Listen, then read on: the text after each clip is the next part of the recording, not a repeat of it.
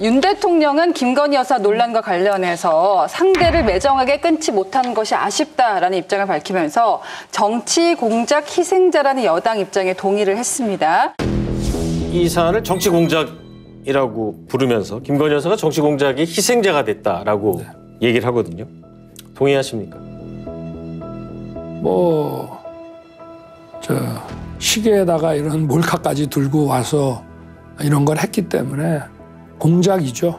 그리고 또 선거를 앞둔 시점에 1년이 지나서 이렇게 이걸 터뜨리는 것 자체가 정치 공작이라고 봐야죠.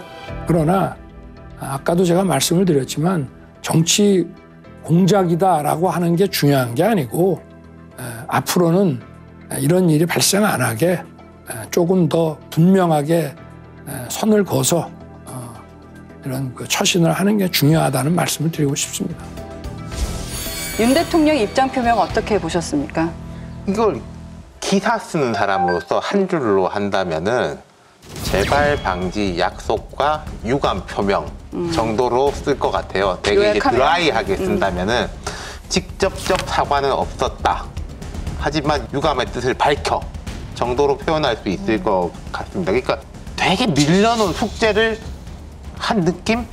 그리고 국민들의 기대에는 좀 못 미치는, 근데 여당은 아니 그래도 아쉬운 점이 있다고 하시지 않았냐라고 이제 퉁치고 이제 넘어가려고 하겠죠. 네. 많은 말 속에서 딱 떠오르는 단어가 저는 뭘까 봤는데요. 저는 처신이라는 단어가 나왔어요. 굉장히 신중하게 사용했었던 단어라고 보고, 정말 그렇다면 그 처신이라는 단어가 그렇게 쉽게 쓰는 단어는 아니거든요. 그러니까 그럼 어떤 처신을 얘기하십니까라고 물어봤으면 훨씬 더 정확하게 한 번 더 물어봤으면 정확하게 알았을 텐데 여하튼 간에 유감 표명을 했고, 결국은 앞으로 이런 일이 더 이상 일어나지 않도록 하는 데 있어서 처신에 주의하겠다라는 거로 집중할 수도 있는 부분이 있지 않을까라는 생각을 좀 하게 됩니다.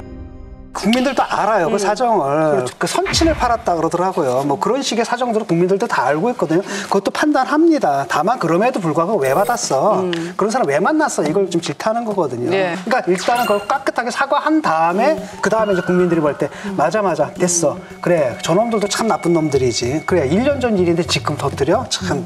그 다음에 저런 짓을 하는 놈들이 언론인이야? 심지어 목사야? 그런 식의 이제 그 역풍이 이제 불 수가 있거든요. 상황을 그렇게 관리해야 되는데, 또 하나는 뭐냐면은 그 사람들이 뭐라고 생각하냐면 여기서 지면 안 된다라는 거야. 이걸 우리가 사과를 하게 되면 또 다른 요구가 나오고 해가지고 결국 끌려다닐 수밖에 없기 때문에 우리가 응대를 안 하면 자연히 없어질 문제다라는 판단을 하는데, 그렇게 놔둘 민주당이 아니에요.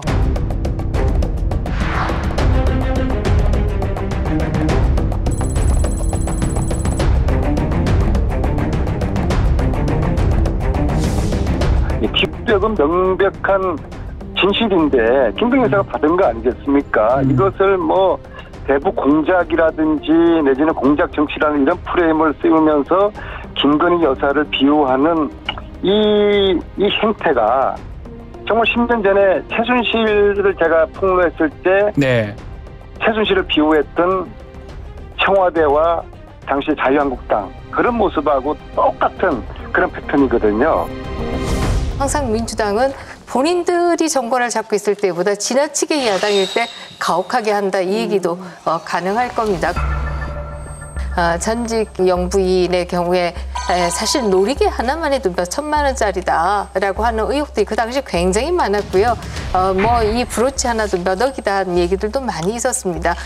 그렇지만 이걸 특검하자. 당시 보수 정치인들이 그러지도 않았고요. 그렇게 본다라고 하면 여기에 대해서 또 더 얘기해라.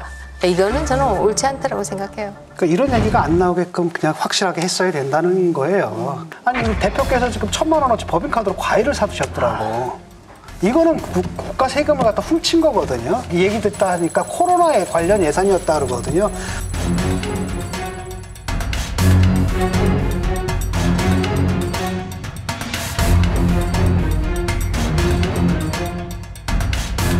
국민 건강에 써야 할 돈을 빼가지고 자기 가족들 비타민 보충을 하는 데 쓴 거예요, 지금.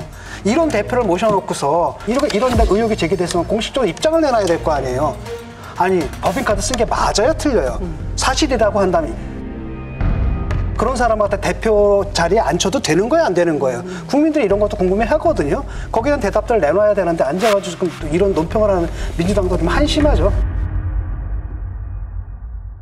대통령실에 가까운 분들이 대통령실이 공식적으로 말한 바는 없지만은 뭐 관계자 반론하고 대통령실 가까운 이제 의원들이라든지 여권의 정치인들이 잘 해명하고 설명하면 국민들로 이해해 주실 거죠.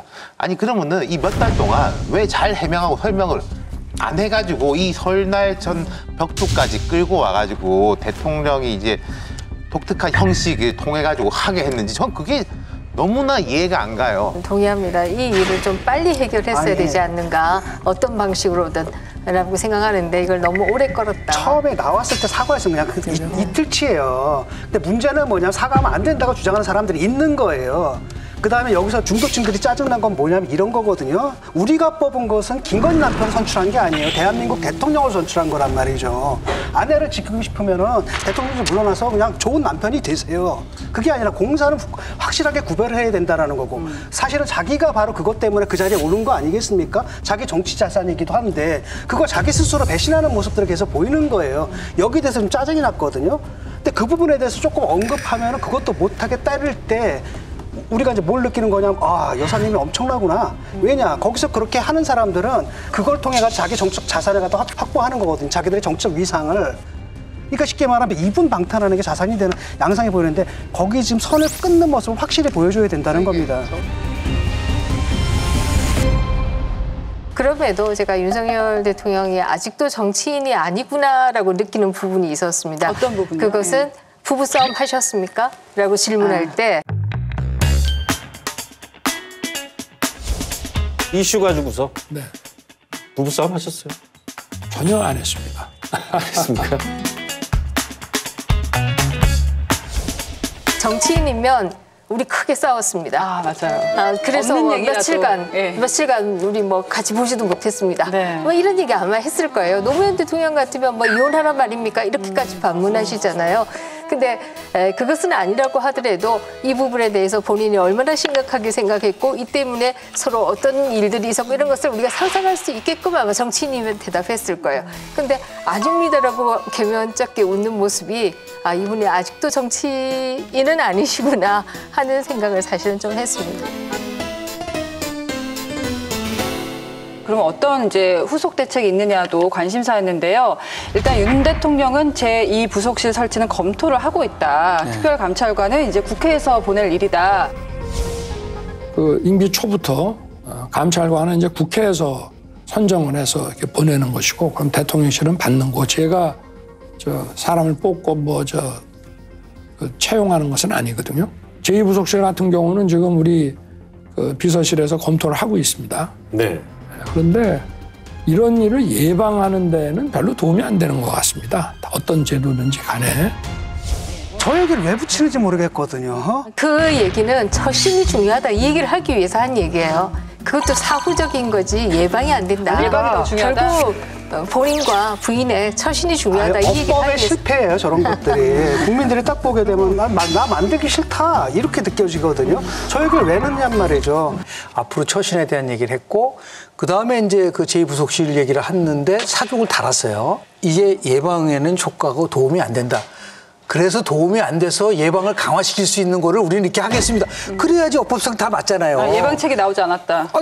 이 효과가 없다고 하면은 그 효과를 높일 수 있는 거를 같이 해줬으면 이게 완결을 할 수가 있는데. 논리 구조는 그것만으로 예방이 안 되기 때문에 처신을 바로 하겠다. 이렇게 논리 그러니까 처신을 바로 하겠다는 얘기는 뭐냐면 앞으로 저 잘하겠습니다. 이거고 국민들이 바라는 것은 모든 정치인들이 그렇게 약속을 해갖고 안 지켰으니까 네. 공적 감시 제도를 설치하라는 얘기예요. 자, 저희가 이게 강적들이 설 당일날 방송이 되기 때문에 조금 싸우시는 것보다는 따뜻하게 좀 이렇게 가족들이 모여서 보실 수 있는 거니까 조금만 카운트다운 하시면 좋을 것 같고요. 따뜻한 강적들로 아니 서울의 따뜻함을 느끼기 위해서 2%를 보시는 분은 좀 이상한 분이